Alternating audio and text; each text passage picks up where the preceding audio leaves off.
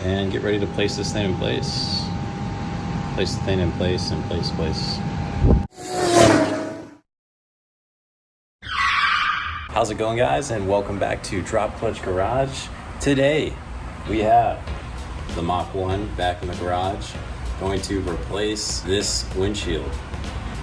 And for a couple different reasons here, a couple good reasons. It has a few cracks in it. Besides the cracks, it does actually leak from the top part as well. It looks like it's been replaced once before. I'll go ahead and get you guys in a little closer here. We have a crack coming up here. Not quite sure. I think that was actually all the cracks.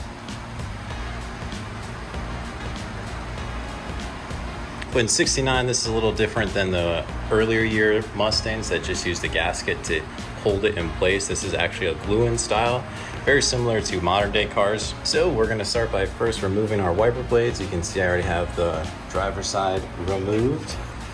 It's quite simple, guys. I'll show you right here. There's this little tab, and all you have to do is get underneath that lid, pull that tab, and it'll pop off. We'll then go ahead and remove the cowling right here. And lastly, we're gonna remove our trim, which is probably, or can be, the most frustrating part of this job. Trim can be very difficult to remove at times, especially trim that has never been removed before. The clips kind of rust onto the trim work, but this is a fairly new, recent restoration, so it shouldn't be too difficult to get those removed. We went ahead and ordered a brand new windshield from National Parts Depot. It's made to look exactly like the factory windshield, and we'll get to that when we're ready to install. I'll give you guys a close look at that and show you guys what that looks like. So go ahead and set you guys up on the tripod and get the rest of all this removed.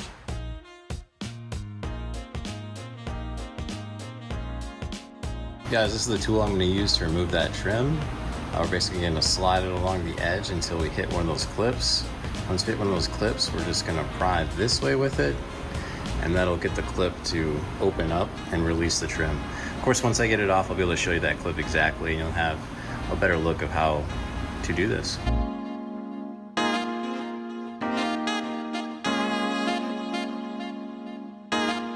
Alrighty, guys, I'll get you in to take a look at these clips right here.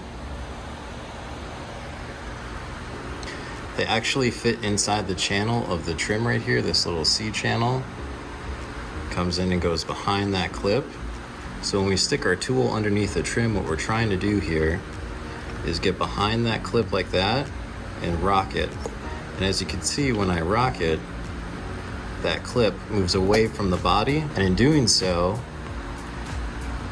it'll get it over that lip of the channel into the trim and allow it to come free. So we'll go ahead and finish that up all the way around the windshield.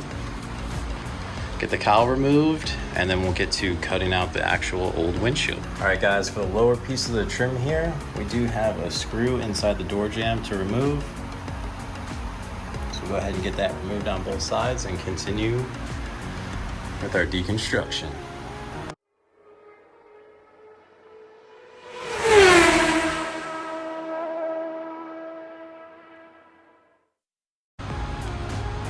All right, guys, now we have some 5/16 bolts to remove from the cowling here. I think I'll get the windshield squirter out of the way first.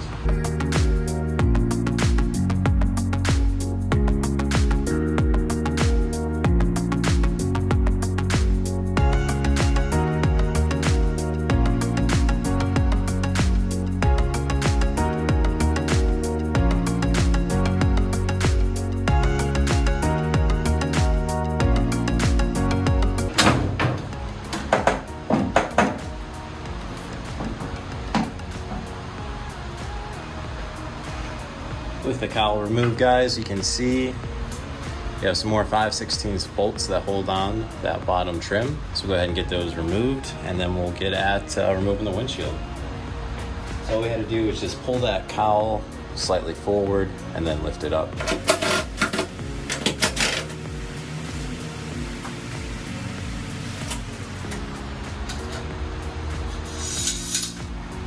Alrighty, guys, so we now moved on to actually cutting the old glass off.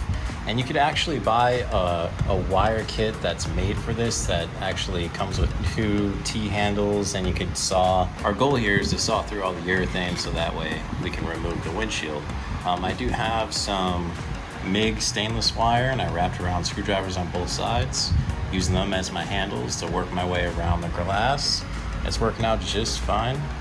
So if you don't want to make a trip to the parts store or order one of those, this works just as fine. There's also a Sawzall attachment, which is a large flat blade that can get in here and do the same thing. So there's a couple different ways you guys can cut these out. So I'm gonna go ahead and finish cutting this out. We'll get it removed, and then we'll have to clean up all this urethane and old seam sealer out of here before we can make way for the new one.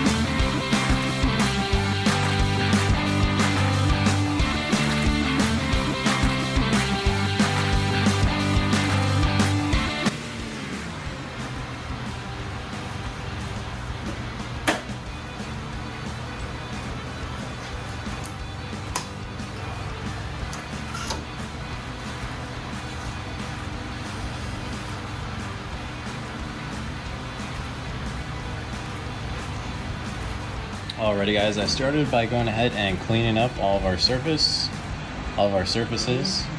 As you can see, I installed a new bump. This locates the bottom of the windshield and as far as locating the entire windshield from up and down. I ordered these from NPD. They're a Scott Drake product, comes with the hardware as well. The old rubber was all dry rotted and therefore not kind of holding the windshield where it needs to be. Once it's glued, it's not going to move. But when I go and set it down in place, this will ensure that we're in the right position up and down. I also go ahead and put some masking tape around the edges of the windshield. This ensures that if for whatever reason I maybe put too much urethane down, it doesn't come up and get on the paint. Also, if for whatever reason I miss with the glass, and it just protects the paint. So it's just a good practice to give yourself that cushion. Coming over here, I'm starting to attach our new clips for the trim. Alrighty guys, I wanted to show you guys a method that works pretty well for me. Like I was saying, you can use like a rubber mallet to get it to, the clip to go into place. Let's see. So I'll go ahead and place a clip. Let me see if I can get some more light. We need light. Does that help? Can you see that a little better? Maybe I'll zoom to it back. Maybe zoomage. Yeah, we'll do some zoomage there, guys. And as you can see, you need to kind of push both sides down at the same time. So what I use is this little trim tool for plastic trim. I place it right there. So that way when I hit it with the mallet, the little ring goes between the two pieces of the trim tool. It works, trust me. Edit it out. Of course, the one time I try to do it on camera. So we go ahead and place our trim tool like that. Give it a good hit. And we're in place. That's all it takes. Kind of even it out a little bit. Good to go. I'll go ahead and put those in all the way around. Because while the glue is still wet and hasn't cured yet, you want to push down your trim, and that kind of sets the depth of where your windshield should be. All right, so I'll go ahead and finish inserting all those trim clips, and I'll get back with you guys when we start priming the surface of the windshield, as well as here.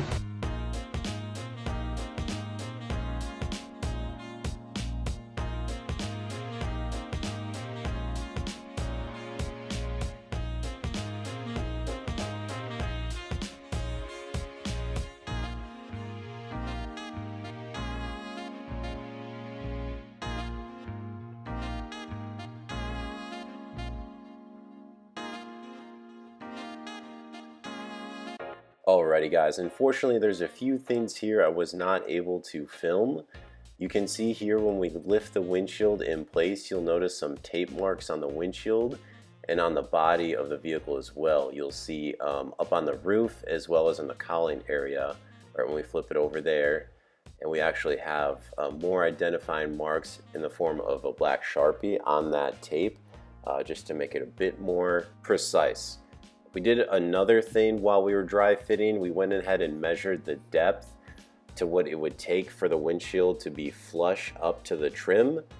And that measurement is basically pretty close to how thick we laid down our bead of urethane around the perimeter of the windshield. Now that we have the window in position, we can start by setting our trim pieces in place, snapping them into those clips to go ahead and set that perfect depth that we want.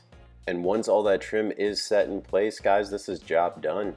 I'd like to thank all you guys for watching this video. I really appreciate it. If you can, please like it. Please subscribe to the channel. We got plenty more content coming your way with some more diverse vehicles, and I can't wait to share it with you. Also, be sure to check us out on Instagram and Facebook at Drop Clutch Garage. You'll see even more car content there with some funny, cool memes as well that I like to put together. Again, guys, thanks for watching, and I'll catch you next time.